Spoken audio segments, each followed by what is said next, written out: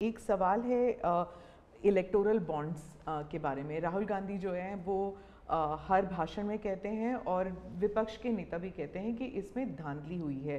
आपकी पार्टी के लोग भी कहते हैं कि अगर गलती है, अगर इसमें कोई गुंजाइश है इसके सुधार में तो वो कर सकते हैं।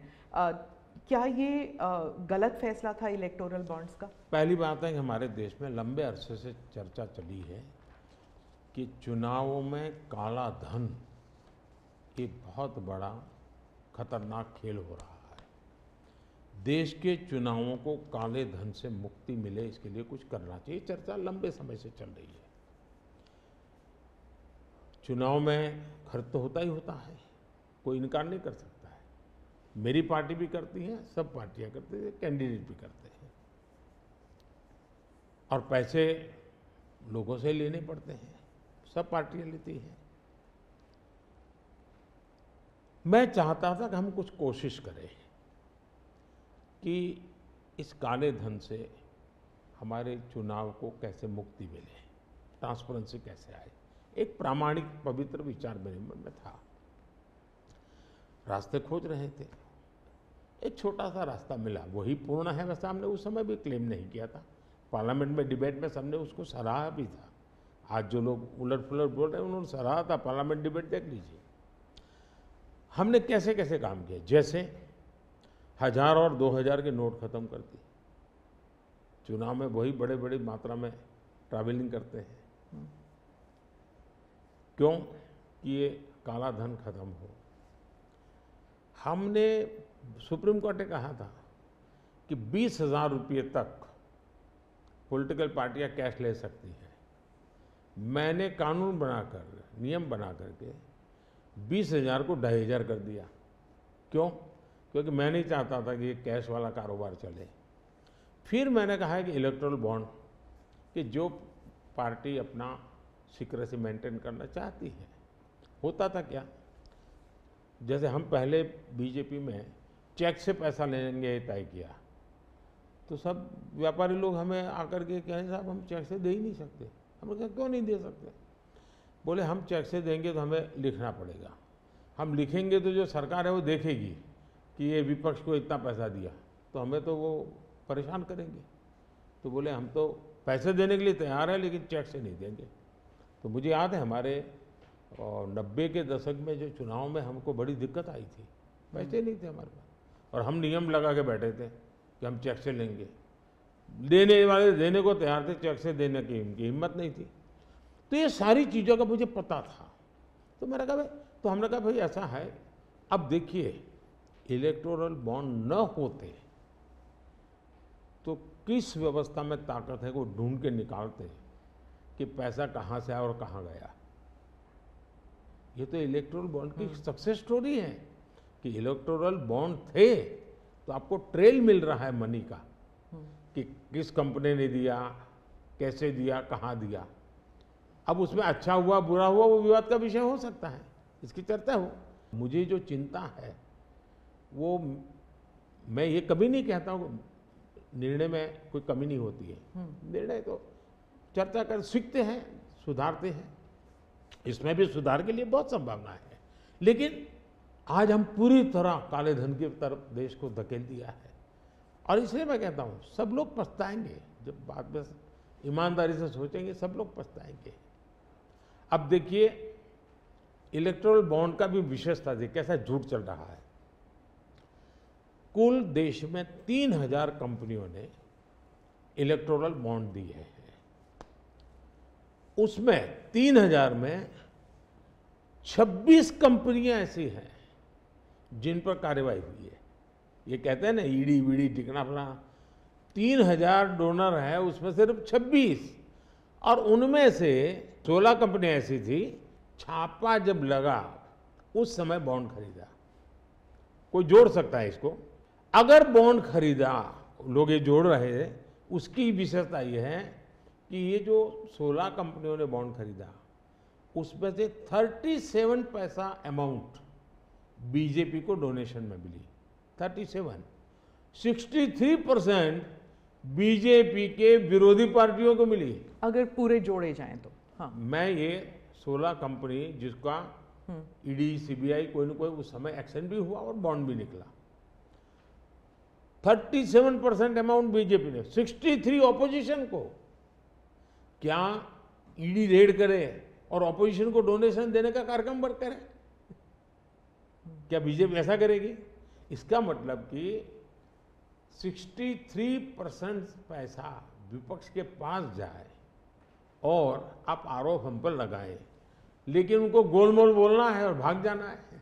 हम ट्रांसपेरेंसी की बात करते हैं तो विपक्ष कहता है कि ईडी, सीबीआई, आईटी, सारे के सारे इदारे जो हैं, इलेक्शन कमीशन को भी जोड़ते हैं वो, कि सारे इदारों पर बीजेपी हावी है और लेवल प्लेइंग फील्ड है ही नहीं। मतलब they already making the ground कि इलेक्शन जो है वो फेयर नहीं हो सकता। इसमें एक भी कानून मेरी सरकार ने नहीं बनाया, चाहे ईडी हो, सीबीआई हो, चाहे इलेक्शन कमीशन। ऊपर से हमने तो इलेक्शन कमीशन में सुधार किए हैं। आज इलेक्शन कमीशन बनता है तो ऑपोजिशन भी उसमें होता है। पहले तो प्रधानमंत्री एक फाइल पे साइन करके इलेक्शन कमीशन बना देता था, और जो उनके परिवार के साथ निकट जुड़े थे ऐसे ऐसे लोग इलेक्शन कमिश्नर बने थे। ऐसे लोग इलेक्शन कमिश्नर बने थे जो वहाँ से निकलने के बाद राज्यसभा के मेंबर बने, उनकी सरकार के मिनिस्टर बने। ऐसे इलेक्शन कमिश्नर बने थे जो कांग्रेस के बाद में कैंडिडेट बने, और इसलिए हम उस लेवल पे प्ले नहीं कर सकते। तो हमारा लेवल प्ले फील्ड हो ही नहीं सकता, हम ऐसे बन ही नहीं सकते। हम अच्छे रास्ते पर जाना चाहते हैं, हम उस रास्ते पर जाना नहीं चाहते। दूसरी बात है, आखिर ईडी सीबीआई कैसे बनी? ईडी वगैरह का आप देखेंगे या इलेक्शन कमीशन का अपने एक कहावत है, नाच न जाने आंगन टेढ़ा।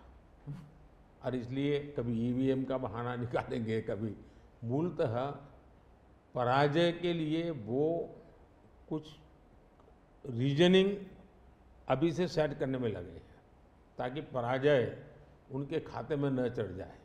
वो कह रहे हैं लड़े कैसे आप? या तो ऑपोजिशन लीडर्स को जेल में डाल रहे हैं, या फिर अगर वो आपकी पार्टी में आ गए तो सारे पाप धुल गए। कितने ऑपोजिशन लीडर जेल में हैं? कोई मुझे बताए। और क्या यही ऑपोजिशन लीडर उनके सरकार चलाते थे? या जेल का डर है? डर तो पाप का होता है जी, ईमानदार को क्या डर होता है? मेरे यहाँ भी तो उन्होंने मेरे होम मिनिस्टर सबको जेल में डाल दिया था। दूसरा, ईडी की बात करते हैं। आप गुजरात के बारे में कह रहे हैं जब आप मुख्यमंत्री? हाँ, मैं मुख्यमंत्री था। अच्छा, जो ईडी की बात करते हैं, ईडी ने जितने केसेस किए ना, उसमें से सिर्फ, देश को समझना, सिर्फ 3% ही पॉलिटिकल लोग इन्वॉल्व है जिन पर एक केस हुए हैं। 97% जिनका राजनीति से कोई लेना देना नहीं, ऐसे लोगों को हुआ है। जो कोई ड्रग माफिया है, कुछ अफसर हैं जो करप्शन करते हैं, कुछ अफसर हैं जो बेनामी संपत्ति बना के बैठे हुए हैं। 97% केस उन पर हुए हैं, जेलों में वो लोग गए हैं। अच्छा, मजा देखिए, ईडी एक स्वतंत्र संस्था को काम कर देना चाहिए, नहीं करने देना चाहिए? बनाई क्यों भाई? 2014 से पहले ये संपत्ति अटैच करने का ईडी को अधिकार है। 2014 से पहले उन्होंने सिर्फ 5,000 करोड़ रुपए की संपत्ति अटैच की। कौन रोकता था ईडी को भाई? और किसके लाभ में कहता? मेरे कालखंड में गलत काम करने वालों की 1 लाख करोड़ रुपए की संपत्ति अटैच हुई है। क्या ये देश की जनता का पैसा नहीं है? दूसरा आंकड़ा तो आप और हैरान हो जाओगे। 2014 पहले इसी ईडी ने देश में से 34 लाख रुपए, 34 लाख रुपया कैश जब्त किया था। मतलब कि स्कूल बैग में आ जाए इतना पैसा, स्कूल बैग में आ जाए। पिछले 10 साल में हमने 2,200 करोड़ रुपया कैश जब्त किया है। 2,200 करोड़ रुपया कैश जब्त किया है। कहाँ 34 लाख, कहाँ 2,200 करोड़। 34 लाख रुपया एक बैग में आ जाता है, 2,200 करोड़ रुपया सिर्फ करना है तो वो हाथी का छोटा सा ट्रक आता है ना, 70 ट्रक लगेंगे तब जाकर ये इतना रुपया हमने ईडी ने हमारे यहाँ हमारे कार्यक्रम में। इसका मतलब ये है कि ईडी सही काम कर रही है, कैश पकड़ा है भाई, लोग पकड़े नहीं, कैश भी पकड़ा है। और मेरा ये कमिटमेंट है जी, मैं ये कन्विंस हूं कि भ्रष्टाचार ने देश को तबाह करके रखा है। हमें देश में से भ्रष्टाचार के खिलाफ लड़ाई लड़नी चाहिए, पूरी ताकत से लड़नी चाहिए, और ये मेरा व्यक्तिगत रूप से मेरा ये कन्विक्शन बना हुआ है।